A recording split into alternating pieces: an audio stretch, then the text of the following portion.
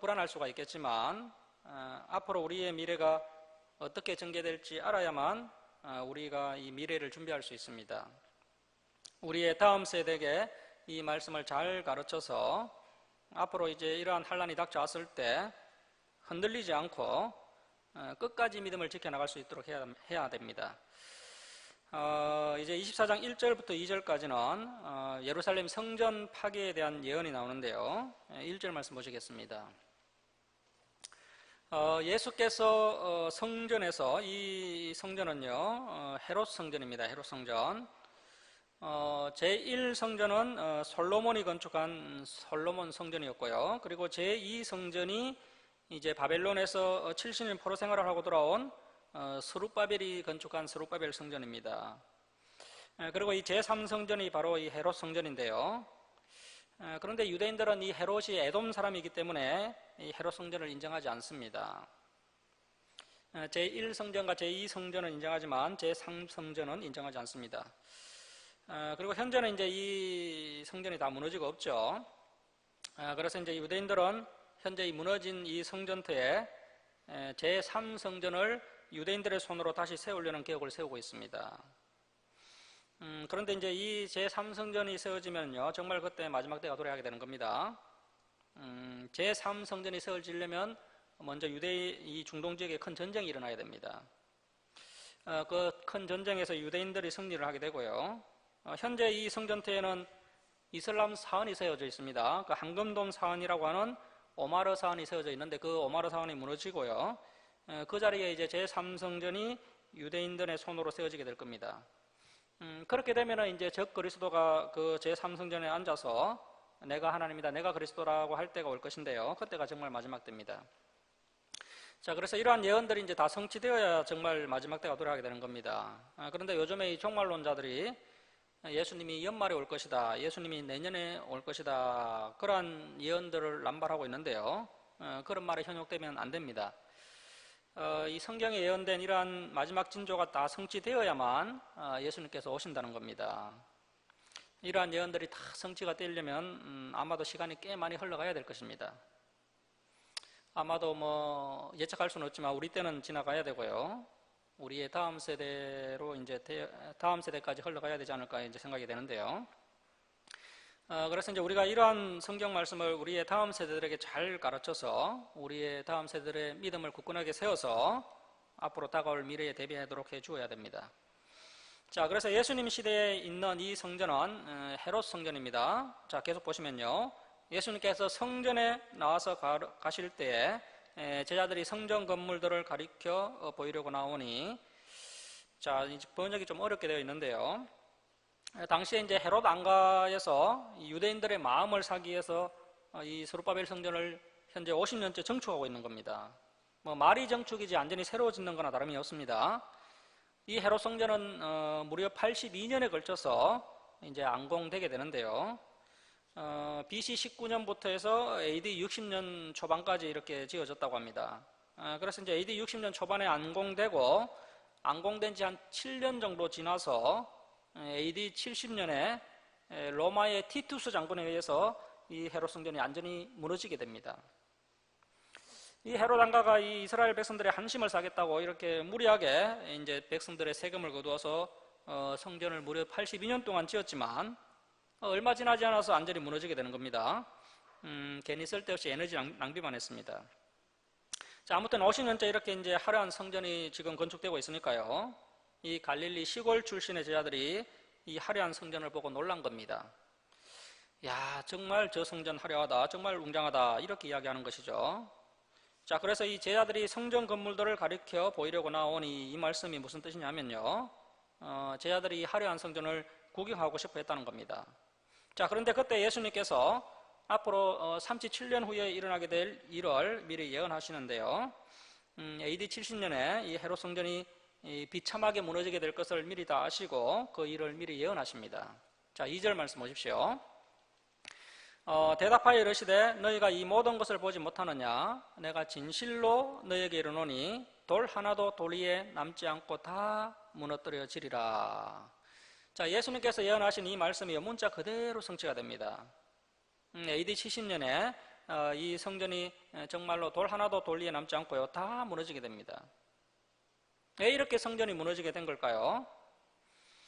정말 하나님께서 기뻐하시는 성전이라면 하나님의 능력의 말씀이 있어야 되고 또 회개의 눈물이 있어야 하는데 현재 그런 것이 전혀 없습니다.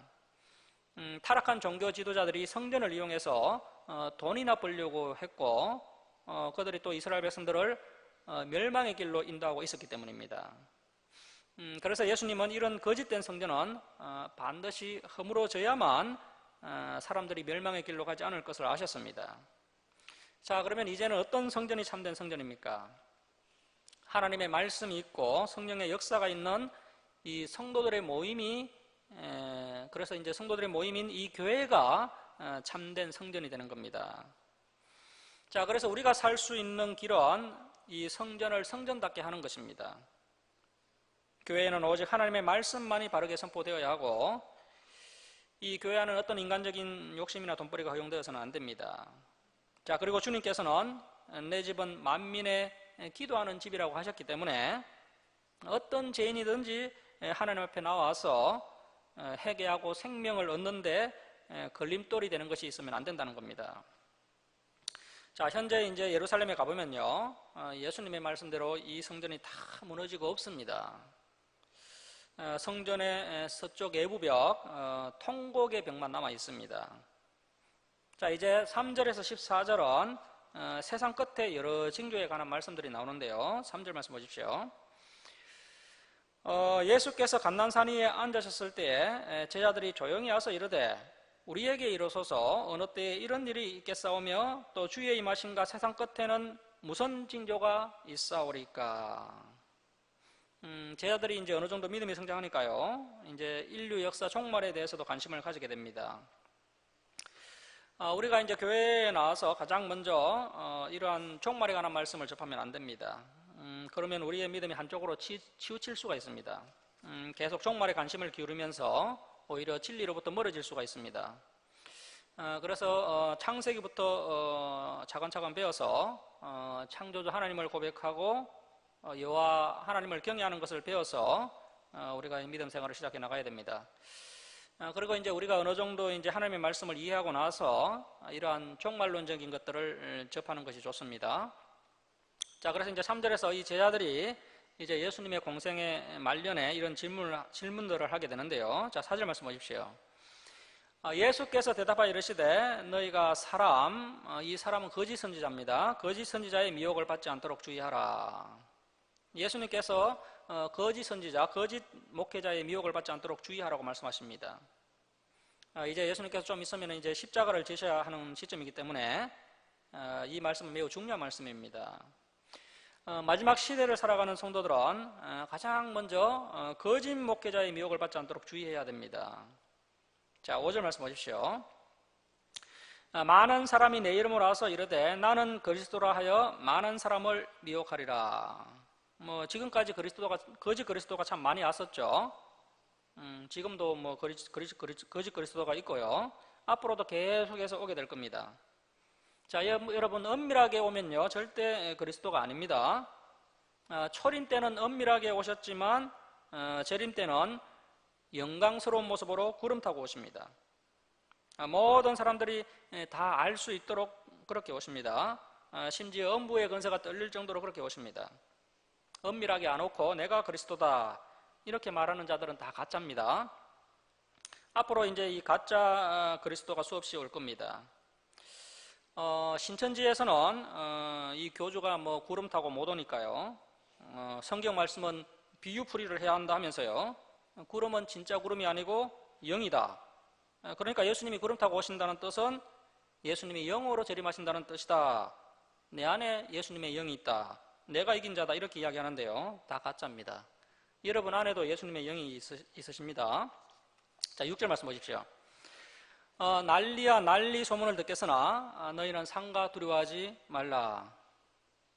자, 여러분 죄송하지만 우리의 미래에는요, 좋은 소문은 듣지 못할 것입니다. 물론 우리의 가정이나 우리의 교회 안에서 작은 좋은 소식들은 들을 수가 있습니다. 일례로 우리의 자녀들이 좋은 곳에 취업을 했다든지 결혼을 한다든지 이런 좋은 소식은 들을 수 있지만요, 역사적 큰 관점에서 봤을 때 좋은 소식은 없다는 겁니다. 놀랍고 두렵고 어둡고 무서운 소식들을 듣게 될 겁니다. 자, 그러한 난리의 소문으로 온 세상이 혼란스럽게 될 것인데요. 그때가 되면 놀라면 안 됩니다. 예수님이 말씀하신 대로 성도는 절대 두려워하면 안 됩니다. 우리가 이 진리를 추구하고 살면 오히려 고난당할 것이지만 예수님께서 우리와 함께 하시고 또 우리를 지켜주실 것이기 때문에 두려워하지 말아야 됩니다. 자, 무엇보다도 우리에게는 궁극적인 소망이 있습니다. 그것은 마침내 예수님께서 승리하실 것이고 이 모든 환난을 이기고 우리가 영원한 하나님 나라에 다 들어가게 된다는 겁니다.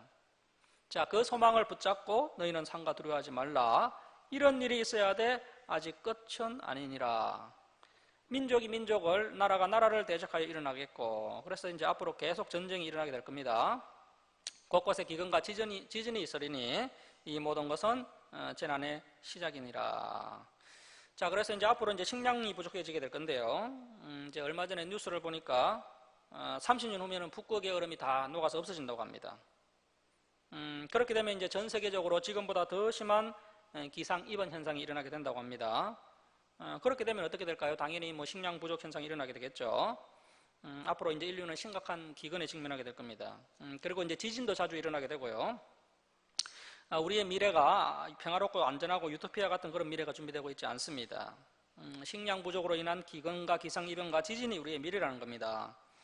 자, 여러분, 왜 이런 일이 일어나게 되는 걸까요? 결국에는 인간의 탐욕 때문이죠. 인간의 탐욕으로 인해서 이 자연 환경이 파괴가 되고 서로 반목하고 더 가지려고 싸우다 보니까요, 결국 하나님의 징계가 임하게 되는 겁니다. 그래도 참 감사한 것은 우리가 지금 평화로운 시대의 신앙생활을 하고 있는데요, 하나님께서 우리에게 이런 좋은 기회를 허락하셨을까요? 성경 공부하라고, 미래를 준비하라고 이런 기회를 주신 겁니다. 우리에게 이 다가올 미래를 준비하라고 우리에게 이 폭풍전 고요함과 같은 이런 평화의 기회를 허락하신 겁니다. 그래서 우리가 이러한 말씀들을 열심히 배우고 우리의 다음 세대들에게 이 진리를 잘 가르쳐서 우리의 다음 세대를 굳건한 믿음의 세대로 세워나가야 됩니다. 자, 9절 말씀 보십시오. 그때 사람들이 너희를, 여기서 너희는 그리스도인들입니다. 그리스도인들을 환난에 넘겨주겠으며 너희를 죽이리니 너희가 내 이름 때문에 모든 민족에게 미움을 받으리라. 자, 지금 인터넷을 중심으로 해서요, 점점 이 기독교에 대한 안 좋은 감정들이 확산되고 있습니다. 물론 우리 기독교가 그동안 뭐 잘못한 것이 너무 많죠. 잘못한 것이 많아서 뭐 욕을 얻어먹는 부분도 있지만 또 그 뒤에는 영적인 문제가 있습니다.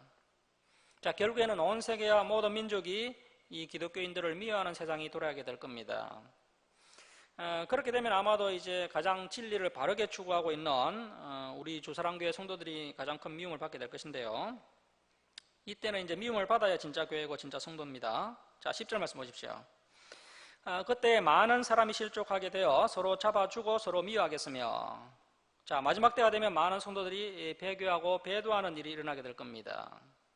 심지어 성도가 성도를 잡아서 악한 자들에게 넘겨주고 서로 미워하는 일이 일어나게 됩니다. 자, 11절 말씀입니다.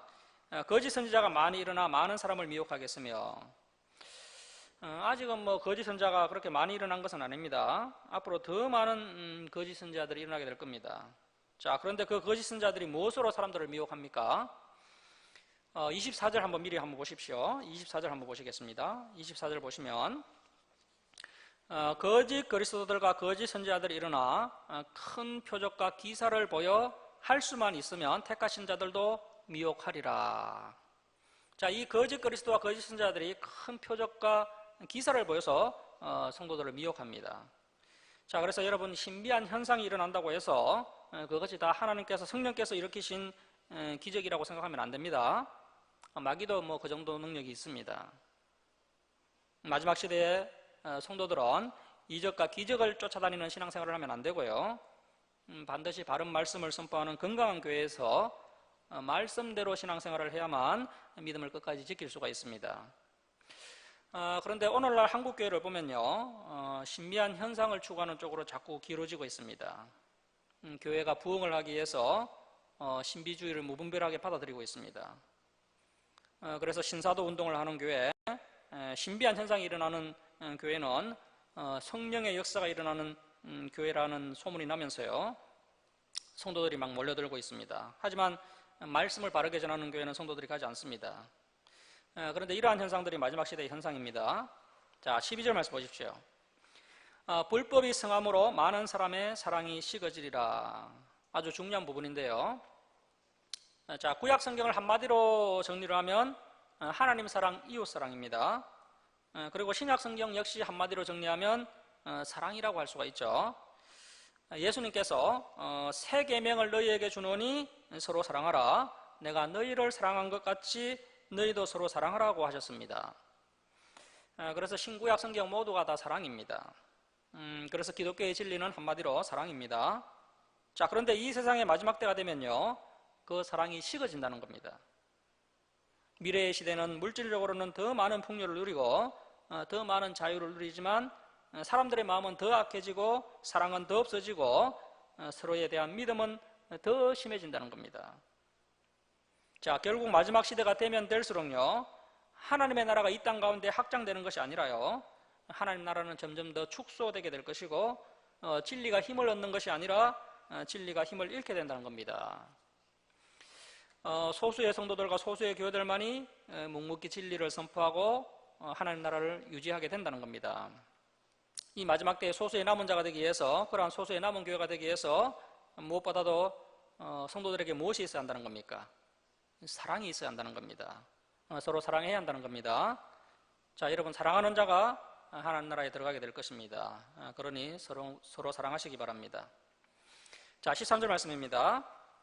그러나 끝까지 견디는 자는 구원을 얻으리라. 자, 여러분, 우리가 끝까지 견디는 것이 중요합니다. 우리가 신앙생활을 할 때 가장 힘든 것이 이 하나님의 구원을 기다리는 시간입니다. 사실 우리 힘으로 할 수 있는 것이 아무것도 없습니다. 하나님이 역사하셔야 하는데 그때까지 인내하면서 기다리는 것이 우리 성도들이 해야 할 일입니다. 자, 그래서 잘 견디는 사람이 믿음이 큰 사람입니다. 하나님께서 반드시 해결해 주실 것을 믿고 반드시 구원해 주실 것을 믿고 인내하며 기다려야 됩니다. 이제는 도저히 못 참겠다 할 때요, 그때 좀 더 인내하면서 기다려야 됩니다. 자, 14절 말씀입니다. 이 천국 복음이 모든 민족에게 증언되기 위하여 온 세상에 전파되리니 그제야 끝이 오리라. 이 말씀도 좀 오해가 있는 구절인데요, 예수님께서 모든 열방이 예수님을 인정하고 모든 열방이 천국을 받아들이고 모든 민족과 백성이 믿음이 생기면 끝이 오리라, 그렇게 말씀하신 것이 아닙니다.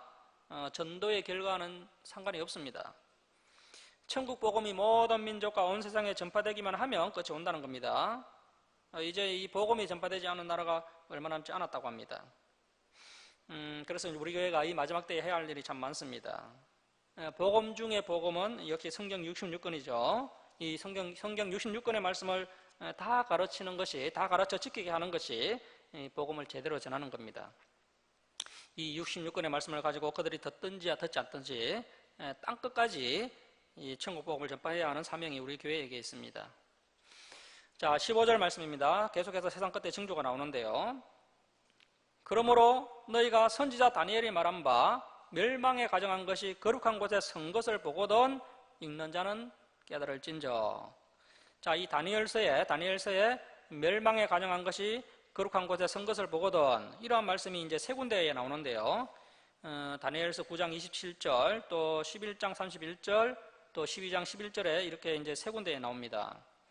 자, 여기서 이 멸망에 가정한 것은 우상입니다.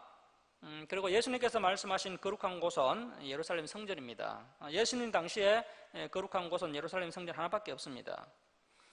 자, 여기서 이 멸망에 가정한 것이 거룩한 곳에 선 것을 보거든 할 때요, 이 던이 호탄이라는 헬라어를 쓰는데요, 뭐뭐 할 때마다 이런 뜻입니다. 자, 멸망에 가정한 것이 거룩한 성전에 선 것을 볼 때마다입니다.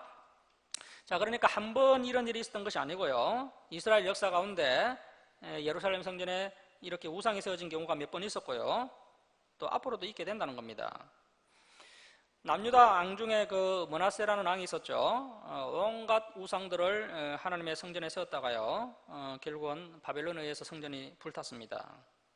자, 16절 말씀 보십시오. 16절. 그때 유대에 있는 자들은 산으로 도망할지어다. 자, 이 멸망에 가정한 것, 우상이 이 하나님의 성전에 세워졌다는 것은 하나님께서 이 예루살렘을 버리셨다는 뜻입니다. 자, 그래서 하나님의 백성이라면 하나님께서 함께 하시지 않고 버려버리신 그 예루살렘에서 어떻게 해야 됩니까? 그 하나님의 백성들은 그곳에서 빨리 떠나야 됩니다. 왜냐하면 하나님이 떠나신 곳에는 반드시 무서운 심판이 임하기 때문에 성도들은 그곳에서 피해야 됩니다. 자, 그래서 오늘날도요, 이 교회가 지나치게 세속화되고 변질되어서 거짓된 영이 이 교회를 지배하고 있다면 그 교회에서 빨리 떠나야 됩니다. 결국은 타락한 이 예루살렘이 AD 70년에 로마의 티투스 장군에 의해서 멸망당하게 되는데요. 자, AD 70년 예루살렘 멸망 전에 어떤 일이 있었느냐 하면 이 예루살렘 성전 입구에 로마 황제의 동상이 세워졌습니다. 이 로마 황제의 우상이 예루살렘 성전 입구에 세워졌으면요, 이미 심각한 상태입니다. 자, 그리고 이러한 우상도 우상이지만 돈도 우상이라고 할 수 있습니다. 당시 타락한 종교 지도자들도 지도자들이 이제 돈을 벌기 위해서 성전 안에서 여러 가지 장사를 했습니다. 하나님께 제물로 바치는 비둘기도 팔고 또 로마의 화폐를 유대 화폐로 환전해주고 많은 돈을 벌었는데요. 이것이 바로 우상 숭배입니다. 예수님께서 이러한 모습을 보고 진노를 하셨습니다. 자, 그래서 예수님께서 성신하신 이후에 이제 예루살렘에 남아있던 그 사도들과 성도들이 이 말씀을 기억하고는 이 예루살렘을 피해서 이제 헬라 지역으로 다 도망을 갔습니다. 그렇게 해서 이 AD 70년에 이 예루살렘 멸망 때는 이 초대기 성도들이 이제 다 살아남아서 이 복음이 헬라 지역으로 이제 전파되게 되었던 겁니다. 자, 그리고 앞으로 이제 종국사적 종말이 되면요, 현재 이 솔로몬 성전대에 자리 잡고 있는 이 이슬람 황금돔 사원, 이 오마르 사원이 무너지게 될 겁니다.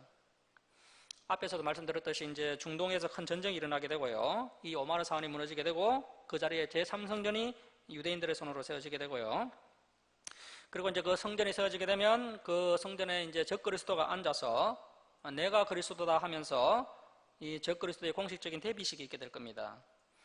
자, 그렇게 되기 위해서는 일단은 중동에서 큰 전쟁이 일어나야 되고요. 그 다음에 이제 오마르 사원이 무너져야 되고 또 그 성전대 유대인의 손으로 이 3성전이 세워지는 일들이 다 이루어져야 됩니다. 그 다음에 이제 적그리스도가 그 성전에 앉아서 내가 그리스도다 하면서 정말로 이제 멸망에 가정한 것이 이 성전에 선 것을 전 세계 국민들이 보게 될 겁니다. 자, 그때는 어떻게 해야 될까요? 그때가 되면 우리 성도들은요, 정말 마지막 때가 온 줄을 알고 예수님이 가르쳐 주신 방법대로 이 환난을 피해야 됩니다. 우선 그때는 예루살렘 지역에 있는 성도들은 빨리 그곳에서 피해야 됩니다. 왜냐하면 대환난이 예루살렘 지역에서 시작되기 때문에 그렇습니다. 자, 17절 말씀입니다. 지붕에 있는 자는 집 안에 있는 물건을 가지러 내려가지 말며 밭에 있는 자는 겉옷을 가지러 뒤로 돌이키지 말지어다. 자, 특별히 예수님은 마지막 때에 집 안에 있는 물건이나 겉옷 같은 이러한 물질에 집착을 해서는 안 된다고 말씀하십니다. 자, 그래서 마지막 때에 우리가 구원을 받으려면요, 물질에 대한 탐심을 버려야 됩니다. 마지막 때의 성도들은 물질에 대한 집착을 하지 말고요, 영원히 살 수 있는 길을 선택해야 됩니다. 자, 그래서 그때 가장 안전한 장소는요, 신앙 공동체인 교회가 가장 안전한 피난처가 됩니다. 자, 19절 말씀 보십시오. 그날에는 아이 벤 자들과 젖먹이는 자들에게 하가 있으리로다. 환난 때는 아이를 벤 산모나 젖먹이를 키우는 엄마들이 피난을 가려면 분리할 수밖에 없습니다. 그래서 사실 이 전쟁이 나면 가장 불쌍한 사람들이 여자와 아이들입니다. 자, 그래서 사도 바울은 환난이 가까울 때는 결혼하지 말라고 이야기했습니다. 자, 그렇지만 아직은요, 이 마지막 환난 때가 멀었기 때문에 우리가 생육하고 번성해야 됩니다. 성경에 예언된 이러한 마지막 징조가 구체적으로 일어나지 않고 있기 때문에요, 아직은 시간이 있습니다. 그래서 우리 성도들이 지금은 이제 결혼을 해서요, 자녀를 많이 낳아야 됩니다. 자, 20절 말씀 보십시오. 너희가 도망하는 일이 겨울에는 안식일이나 되지 않도록 기도하라. 자, 겨울에 피난을 가려면 아무래도 더 힘이 들고 고통스러울 수밖에 없겠죠. 그리고 이제 안식일에 또 이런 전쟁들이 일어나면요, 수많은 사람들이 함께 모여 있다가 많은 희생자가 발생하게 됩니다. 자, 21절 말씀 보십시오. 이는 그때에 큰 환란이 있겠습니다. 창세로부터 지금까지 이런 환란이 없었고 후에도 없으리라. 자, 이 마지막 때가 되면 적그리스도가 예루살렘 성전에 서게 될 것이고, 또 예루살렘 성전에서부터 큰 환란이 시작되게 될 것이고, 그 환란이 점점 더 전 세계로 확대되게 될 것입니다. 창세로부터 지금까지 없었던 대환란의 시대가 임하게 된다는 겁니다. 자, 22절 말씀 보십시오. 그 날들을 감하지 아니하면 모든 육체가 구원을 얻지 못할 것이나 그러나 택하신 자들을 위하여 그 날들을 감하시리라. 자, 바로 이때가 이 성도들의 인내가 필요한 시대입니다. 하나님께서 그 날을 감해 주실 것이지만 그때 인내하지 못하고 또 훈련되지 못한 성도들은요, 이 환란의 시간을 버텨내지 못합니다. 자, 우리가 지금까지 살펴봤던 이 대환란의 시대가요, 요한계시록 6장에 나오는 인재앙 시대라고 볼 수 있습니다. 적그리스도의 대환란의 시대와 함께 이제 인재앙이 시작되게 되는데요, 이 적그리스도의 핍박과 환란이 예루살렘으로부터 이제 전 세계적으로 확대될 뿐 아니라 이 세상에 하나님의 인재앙이 떨어지면서 전 세계에 전쟁이 일어나게 됩니다. 그래서 이제 요한계시록에 있는 내용을 제가 한번 설명을 드리면요, 첫 번째 인이 떨어질 때 이기고 이기는 한 나라가 등장하게 됩니다. 강력한 초강대국을 중심으로 해서 전 세계에 전쟁이 일어나게 될 것이고요, 또 전쟁이 일어나면서 극심한 기근이 전 세계에 닥치게 될 겁니다. 전쟁과 기근 다음에 이제 살인적인 물가 상승이 있게 될 것이고요, 수많은 사람들이 굶주려 죽게 됩니다. 전쟁과 기근과 살인적인 물가 상승, 또 그리고 사람들이 면역력이 저하되면서요, 이 바이러스가 돌고 이 전염병이 돌아서 많은 사람들이 죽기 시작합니다. 자, 그래서 이제 네 번째 인이 떨어질 때는요, 전 세계 인구의 4분의 1이 죽게 되는 그런 끔찍한 일들이 이 마지막 시대 가운데 일어나게 될 겁니다. 자, 적그리스도의 큰 핍박과 엄청난 전쟁과 또 이 기근과 전염병, 이러한 대환란은 이 알곡과 쭉정이를 가려내는 치아 같은 역할을 하게 됩니다. 대환란이라는 바람을 통해서 알곡과 쭉정이가 흐려지게 될 겁니다. 자, 그리고 이 환란의 시간이 얼마나 견디기 어려운 시간인지요, 하나님께서 그 날을 감해 주시지 않으면 모든 육체가 구원을 얻을 수 없을 만큼 정말 큰 환란인데, 감사하게도 하나님께서 그 날을 감해 주신다는 겁니다. 그래서 그나마 소수의 사람들이 끝까지 인내함으로 구원을 받게 됩니다. 자, 이러한 대환란 때에 우리가 가장 조심해야 될 것이 무엇입니까? 이때 666표를 받지 말아야 됩니다. 요한계시록을 보면요, 이 적그리스도의 표를 받는 자는 누구든지 밤낮심을 얻지 못하리라고 말씀하고 있습니다. 우리 그거 한번 찾아보도록 하겠습니다. 그 구절요, 요한계시록 14장 9절 한번 찾아보겠습니다. 신약성경 413쪽, 신약성경 413쪽, 요한계시록 14장 9절 한번 찾아보도록 하겠습니다. 신약성경 413쪽입니다. 요한계시록 14장 9절. 또 다른 천사 곧 셋째가 그 뒤를 따라 큰 음성으로 이르되 만일 누구든지 짐승과 그의 우상에게 경배하고 이마에나 손에 표를 받으면 그도 하나님의 진노의 포도주를 마시리니. 자, 이 진노의 포도주를 마시리니, 이것은요, 앞으로 있게 될 마지막 그 7 대접재앙을 이야기하는 겁니다. 앞으로 이제 이 세상에는 재앙들이 계속해서 일어나게 되는데요, 제일 먼저는 인재앙이 일어나게 되고요, 그 다음에는 나팔재앙이 일어나게 됩니다. 나팔재앙이 끝나면 마지막으로 이 진노의 7 대접재앙이 일어나게 됩니다. 우리 하나님의 백성들은요, 이 땅에서 나팔재앙까지만 받게 되고요, 이 마지막 7번째 나팔을 불 때 휴거받게 됩니다. 그때 성도들은 휴거받게 되고요. 자, 그런데 그때 성도가 이 진노의 대접재앙을 이 땅에서 받고 있다는 것은요, 이 휴거를 받지 못했다는 뜻입니다. 다시 말하면 구원받지 못했다는 뜻이죠. 자, 짐승과 그의 우상에게 경배하고 이마에나 손에 표를 받으면요, 이렇게 된다는 겁니다. 자, 계속 보시면 그 진노의 잔에 섞인 것이 없이 부은 포도주라 거룩한 천사들 앞과 어린 양 앞에서 불과 유황으로 고난을 받으리니 그 고난의 연기가 세세토록 영원히 올라가리로다. 짐승과 그의 우상에게 경배하고 그의 이름표를 받는 자는 누구든지 밤낮 쉼을 얻지 못하리라 하더라. 자, 예수 그리스도의 보혈의 능력이 크기 때문에 뭐 그때 666표 받아도 아무 상관없다고 주장하는 분들이 있는데요. 말도 안 되는 주장입니다. 정말 믿음이 있고 예수 그리스도를 믿는 성도라면요, 이때 절대 표를 받으면 안 됩니다. 표를 받는 순간 구원에서 이탈된다고 보시면 됩니다. 오늘날은 이 666표를 뭐 바코드니 뭐 베리칩이니 이렇게 주장하는 분들이 있는데요. 뭐 앞으로 주님이 언제 오실지 우리가 알 수 없습니다. 아마도 이제 주님 오실 때쯤 되면요, 이 과학이 더 발전하겠죠. 그렇게 되면 또 전혀 새로운 형태의 어떤 뭐 새로운 생체칩 같은 것이 개발되기 때문에요, 우리가 그것을 단정 지을 수가 없습니다. 자, 마지막 때에 이 666표를 받지 않으면요, 이제 매매도 할 수 없게 되고요, 경제 활동도 전혀 할 수 없기 때문에 이제 이때 믿음이 부족한 성도들은 이 666표를 받고요, 우상들을 경배하고 귀신들을 경배하고 그렇게 이제 적그리스도를 경배하면서 배교하게 될 겁니다. 자, 다시 이제 마태복음 24장 23절로 돌아갑니다. 마태복음 24장 23절로 갑니다. 자, 우리 마태복음 24장 23절 24절 우리 한번 함께 읽겠습니다. 자, 시작. 그때에 사람이 너희에게 말하되 보라, 그리스도가 여기 있다 혹은 저기 있다 하여도 믿지 말라.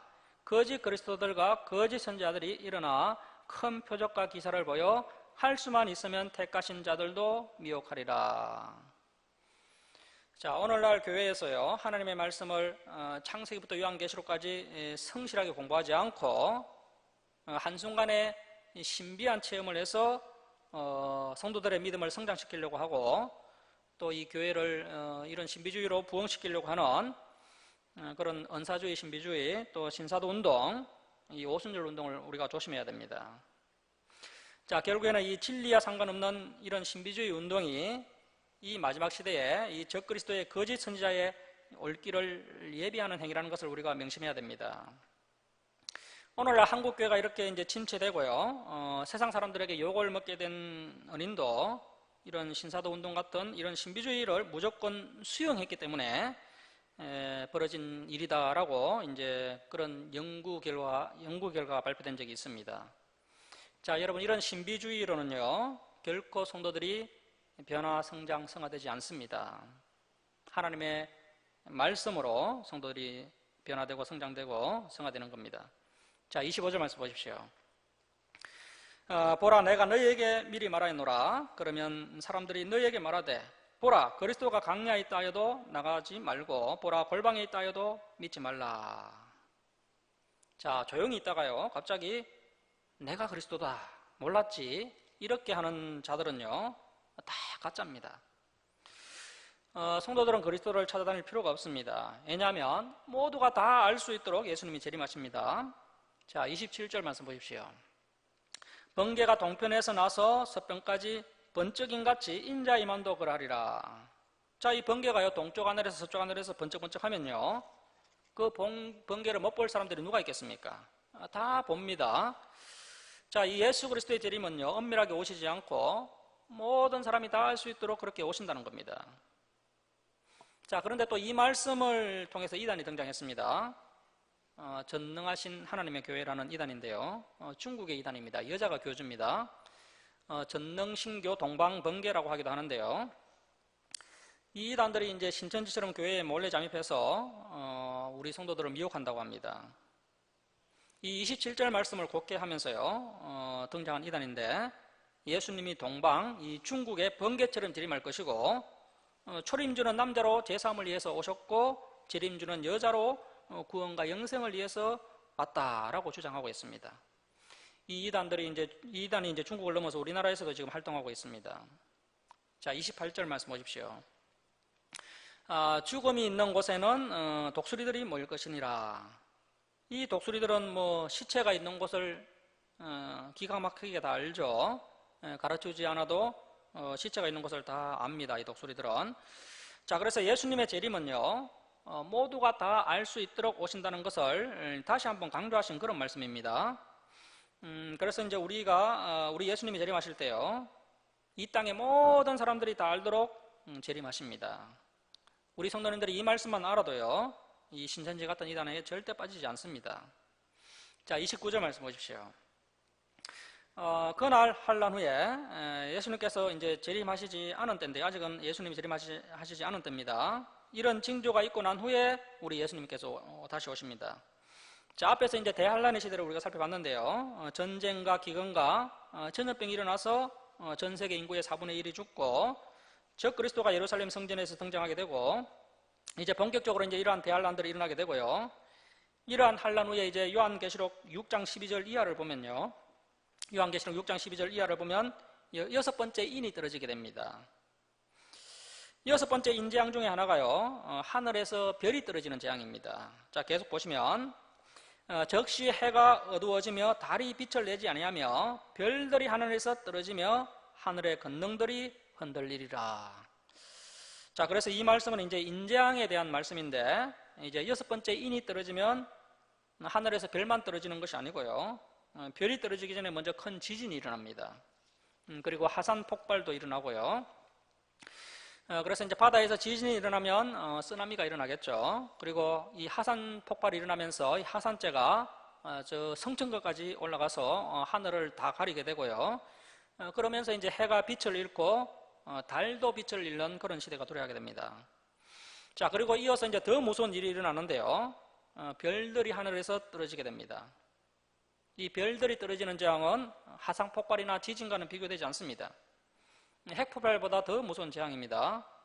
이 별이 한두 개만 떨어지는 것이 아니라요, 요한계시록 6장 13절을 보시면요, 대풍에 서리건 무화과 열매가 우수수 떨어지는 것처럼 수많은 별들이 떨어진다라고 말씀하고 있습니다. 자, 이러한 별들이 떨어지면요, 이제 고층 건물들이 다 무너지고 또 원자력 발전소가 파괴되면서 이 방사능 때문에 큰 피해가 발생하게 됩니다. 일본의 그 쓰나미로 이제 원자력 발전소 한 개만 부서져도 심각한 문제가 발생했는데요. 전 세계에 수많은 원자력 발전소가 있는데, 이 수많은 원자력 발전소가 붕괴되면서 이 방사능 유출로 인해서 정말 심각한 피해가 발생하게 됩니다. 그 외에도 이제 모든 국가 기반 시설이 다 붕괴되고요, 이제 모든 사회 시스템이 마비가 되고 말 겁니다. 그래서 이때는, 이 마지막 때는 시골보다는 도시에 더 큰 피해가 발생하게 됩니다. 우리가 영혼구원을 위해서 이렇게 도시에 살고 있지만요, 우리가 이 도시 문화를 너무 동경하면 안 됩니다. 자, 이제 일곱 번째 인이 떨어지고 나면요, 이제 일곱 번째 나팔재앙이 일어나게 됩니다. 일곱 나팔재앙이 온 인류에 임하게 되고, 그리고 이제 마지막 일곱 번째 나팔이 울리기 전에 이 힘센 천사가 등장을 해서 이제 세레모니를 하고 있는데요. 어떤 세레모니를 하는지 우리 한번 찾아보겠습니다. 우리 요한계시록 10장 5절 한번 찾아보겠습니다. 신약성경 409쪽, 신약성경 409쪽 요한계시록 10장 5절 한번 찾아보겠습니다. 요한계시록 10장 5절입니다. 신약성경 409쪽. 내가 본 바 바다와 땅을 밟고 서 있는 천사가 하늘을 향하여 오른손을 들고 세세토록 살아계시니 곧 하늘과 그 가운데 있는 물건이며 땅과 그 가운데 있는 물건이며 바다와 그 가운데 있는 물건을 창조하신 이를 가리켜 맹세하여 이르되 지체하지 아니하리니. 그동안 하나님께서 많이 지체하셨죠. 하지만 이제 인이 떨어지고 나팔 재앙이 임하는 이 마지막 환란의 시대 때는요, 지체하지 않고 하나님의 계획대로 이러한 역사가 신속하게 이루어지게 됩니다. 자, 7절 말씀 보시면, 일곱째 천사가 소리내는 날 그의 나팔을 불려고 할 때에 하나님이 그의 종 선지자들에게 전하신 복음과 같이 하나님의 그 비밀이 이루어지리라 하더라. 자, 이 하나님의 비밀이 무엇인지 우리가 한번 보도록 하겠습니다. 다시 마태복음 24장 30절로 갑니다. 마태복음 24장 30절로 갑니다. 자, 이 마태복음 20장 3절 이하에 이 비밀이 기록되어 있습니다. 예수님께서 직접 이 비밀을 말씀해 주십니다. 30절 말씀입니다. 자, 그때에 인자의 징조가 하늘에서 보이겠고 그때에 땅의 모든 족속들이 통곡하며, 대부분의 사람들이요 놀랍고 두려워서 통곡하게 됩니다. 많은 사람들이 재림하시는 예수 그리스도의 그 위엄 앞에서 두려워서 통곡하게 될 것이고요. 또 소수의 남은 성도들은 감격해서 기뻐서 통곡하며 그들이 인자가 구름을 타고 능력과 큰 영광으로 오는 것을 보리라. 그래서 여러분, 우리 예수님은요 반드시 구름을 타고요 다시 오십니다. 자, 31절 말씀 보십시오. 그가 큰 나팔 소리와 함께, 이 큰 나팔 소리가 마지막 7번째 나팔 소리인데요, 큰 나팔 소리와 함께 천사들을 보내리니 그들이 그의 택하신 자들을 하늘 이 끝에서 저 끝까지 사방에서 모으리라. 자, 이것이 바로 요한계시록에 생략되어 있는 그 휴거에 관한 말씀입니다. 자, 이렇게 이제 성도들이 휴거되어서요 불이 붙은 유리바다 건너편으로 안전하게 대피하게 되고요, 이제 이 땅에는 진노의 7 대접재앙이 쏟아지게 되는 겁니다.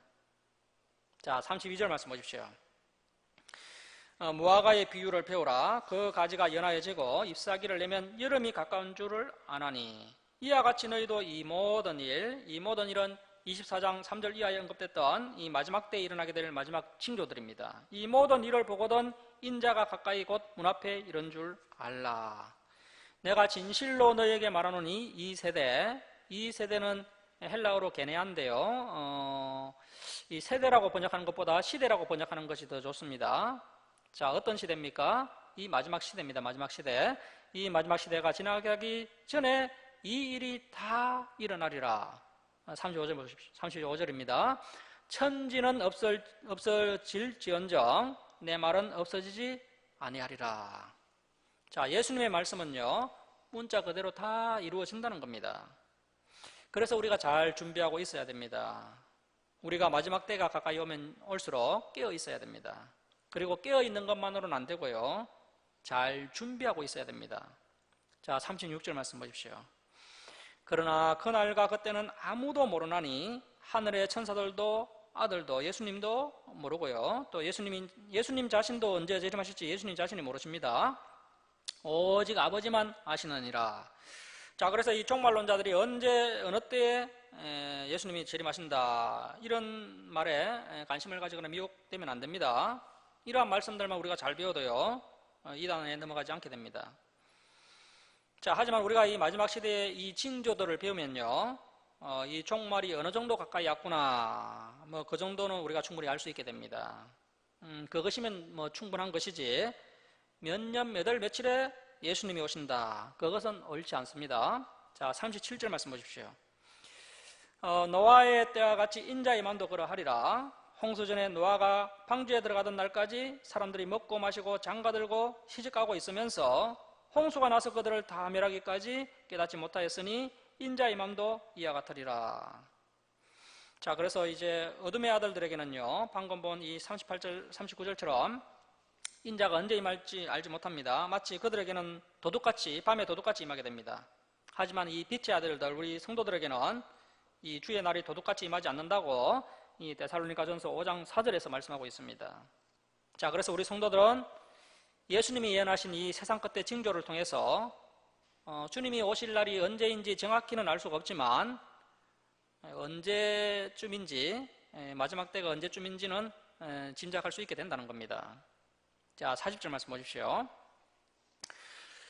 그때 두 사람이 밭에 있음에 한 사람은 데려가고 한 사람은 버려둠을 당할 것이요, 두 여자가 맷돌질을 하고 있음에 한 사람은 데려가고 한 사람은 버려둠을 당할 것이니라. 자, 그래서 뭐 사랑하는 가족들이라 할지라도요 믿음이 있는 자만 들림받게 된다는 겁니다. 그리고 또 이 말씀을 통해서 우리가 좀 더 생각해야 할 그런 부분이 있는데요. 자, 여러분, 마지막 때가 되었다고 해서요 세상 일 다 버려두고 매일 밤마다 막 흰 옷 입고 교회에 모여서 잠도 자지 않고 뭐 기도하면서 예배드리고 있을 필요가 없습니다. 밭도 갈고 맷돌질도 하면서요 일상적인 삶을 최선을 다해서 이렇게 살아가고 있으면요 선택받은 성도들은 다 알아서 이렇게 들림받게 된다는 겁니다. 이 마지막 종말이 온다 하더라도요 우리가 해야 할 일, 이 일상적인 삶에 최선을 다하면서 우리가 살아가야 된다는 겁니다. 자, 이제 42절 말씀 보십시오. 그러므로 깨어 있으라. 어느 날에 너희 주가 임할는지 너희가 알지 못함이니라. 너희도 아는 바니 만일 집주인이 도둑이 어느 시각에 올 줄 알았더라면 깨어있어 그 집을 뚫지 못하게 하였으리라. 이러므로 너희도 준비하고 있으라. 생각하지 않은 때에 인자가 오리라. 자, 그래서 우리 성도님들이 마지막 때에 해야 할 행동은요, 미리 준비하는 겁니다. 무엇을 준비해야 될까요?